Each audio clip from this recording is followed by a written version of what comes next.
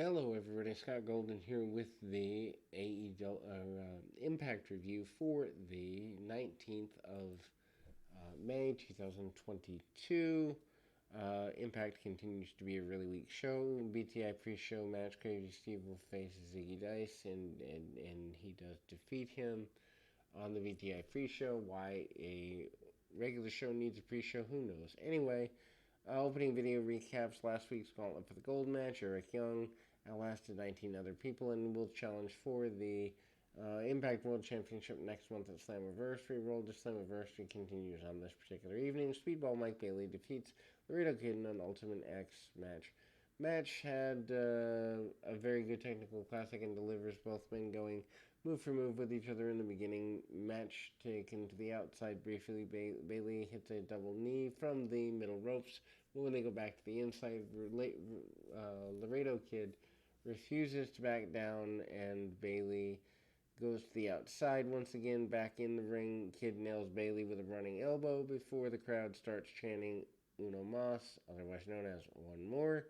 Kid misses a Rana and Bailey lands 2 count. Kid then gets tossed to the outside, and Bailey nails him with a springboard moonsault, second rope. Chance to and with the chance to head to Slammiversary on the line, Bailey follows up with a running, twisting, shooting star press for another near fall. Back on their feet, Kid nails Bailey with a running forearm in the corner, and Bailey follows up with a running spin kick of his own. Bailey then attempts finisher, and Kid rolls him up for a 2 count. Kid then nails a driver for a 2 count before the fans started chanting Speedball. Kid then goes top rope, but Bailey catches him with a hard shot, and both men battle above the mat. For the next few moments, Bailey coming out on top of that exchange. Both men are exhausted by this point. Bailey, though, manages to hit a standing somersault knee drop before getting cut off in the middle here. And again, the gets his own 2 count. Bailey reverses again and getting the win. Bailey may have had the body of the match, but both guys look strong. Ace Austin cuts a promo from Japan stating that he's disappointed in Mike Bailey's failure to align himself with the X Division champion. Austin brags about winning the Best of Super Juniors tournament and taking the momentum into Slammiversary. Promo airs featuring Josh Alexander, Slammiversary, and his run in Impact. Matt Cardona and Chelsea Green are on their honeymoon, and they cut a promo last week's Gauntlet for the Gold. Cardona has stated that while he's always ready, he's not always available. Green follows up stating she's coming for the Knockouts Championship. Nobody really cares about this. Speaking of nobody really cares, 6-woman tag match where everybody kind of just is there. Jordana Grace, Taya Valkyrie, and Mia Yim defeats Deanna Purrazzo, Tasha Steelz, and Savannah Evans. Announced, mentions first time in 5 years that Mia Yim has had a match in the Impact Zone. And then Purrazzo and Grace opened the match. Grace proves too powerful. Valkyrie and Steelz are tagged in. Taya takes an early advantage over the current Knockouts champion. Before we head to commercial, we come back from commercial. Grace is now dominating Steelz, standing vertical suplex, and they make the control of the match go their direction. Purrazzo then makes her way back to the match, and after gaining an upper hand, makes the tag to Evans. Evans then tags Steelz back in, and Tasha attempts to wear down Grace with the ground game. Doesn't last long as Grace manages to make the hot tag into Mia Yim.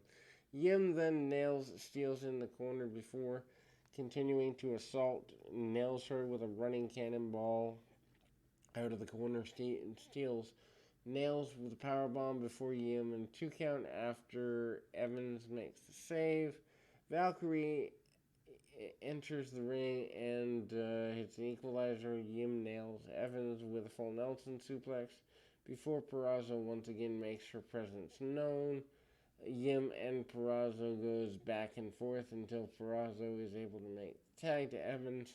Yim then quickly gains the upper hand after an asset move from Valkyrie. Valkyrie nails Evans with the Eat defeat, Yim nails Valkyrie with the Eat defeat for the victory. Locker room talk. Knockout tag team champions. Madison Rayne and Tennille Dashwood of The Influence, Johnny Swinger and Ziggy Dice are introduced before Havoc and Rosemary of Decay interrupt. Segment basically is a time killer. Gia Miller is backstage with Chris Sabin. Sabin states that while he didn't win the gauntlet for the gold last week, he's reliving his past and challenging Frankie Kazarian to a one-on-one match next week. That could be good. We see a promo from Eric Young, leader of Violent by Design, referencing his early beginnings in the wrestling business, including his entire run in Impact Wrestling. Time killing, trying to get nostalgia. I guess it's fine. Gia Miller is backstage with Impact World Champion Josh Alexander. Alexander stated that while he respected these Impact talents before him, he'd remain champion at Slammiversary. Of course, he's going to say that. The Good Brothers, Doc Gallows, Carl Anderson defeat Honor No More, Taven and Bennett with Maria Kanellis. Maria jumps on commentary and is questioned on her relationship with Carl Anderson. She deflects that destruction early by Anderson and Gallows. OGK is able to capitalize and play the ground game pretty simply. Hot tags are made to Gallows and Taven. Gallows dominating. Taven attempts to interfere, but Gallows is a house fire. Gallows hits a side slam. Bennett breaks it up. Quickly tosses from the ring again. The brothers attempt to capitalize with the Magic Killer on Taven, but it's blocked by Bennett. Taven then rolls up Gallows, following up with a moonsault, only for 2 count. And then Bennett and Taven take over for a good bit here. Bennett accidentally nails a super kick on Taven. Good Brothers nail the double neck breakers on Bennett, but before they could score an actual win, Maria jumps on the apron. Anderson stares her down. She drops down off the apron before getting into the ring. Confronts Anderson, and he's looking to put Bennett away. Bennett attempts to nail Anderson, but he spears his wife instead, knocking Maria out. Anderson follows up, hitting Gunstun, and scores victory. The Good Brothers heading into Slammiversary. Not a fan of this at all. Anyway, we see a promo by Sami Callihan stating he's coming for Moose. Do we really need to see that either? Masha Slamovich defeats Shauna Reed. A squash match here. Slamovich nails the snowplow for the win. Less than a minute, Havoc comes down to the ring post-match and head-to-head with Slamovich. And then we go to another promo featuring Josh Alexander, Slammiversary. And then backstage we go with Raj Singh and Shura cutting a promo on Binger.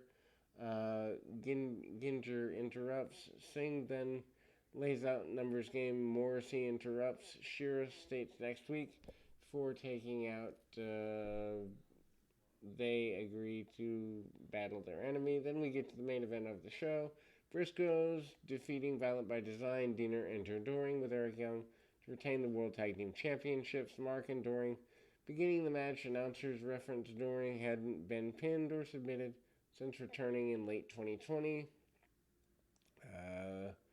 Both guys tag out pretty quick. Briscoes are there. Basically, they dominate the match as the champions. Diener comes out and then goes outside with Mark. Jay attempts to follow up, nails Doring with a running crossbody. Back in the ring, Doring dominates Jay. Before the tag is made to Diener, former champions continued to capitalize. Commentary reinforced that the Freebirds rule with Young definitely playing a factor at ringside. Briscoes are able to attack as Diener is nailed with a double-handed slam from the top on Mark Briscoe. Briscoe follows up with a double-team neckbreaker powerbomb, but only gets 2 count there. Violent by Design are back on the attack, and Diener nails diving headbutt on Jay, but only for a 2 count. Jay then recovers, goes on to execute the Doomsday device with his brother, but fails as Doring makes a save. Mark gets sent to the top rope, and Jay takes advantage, rolling up Diener for the win, retaining the tag team champions. Post-match, Young enters the ring and attacks the Briscoes before world champion Josh Alexander arrives on the scene and evens up the odds. World champion and world tag team champion standing tall to end the show. Certainly, I can understand why this product has difficulty hitting 200,000 homes most weeks. It's just abysmally unnecessary. But we'll be back with more right after this.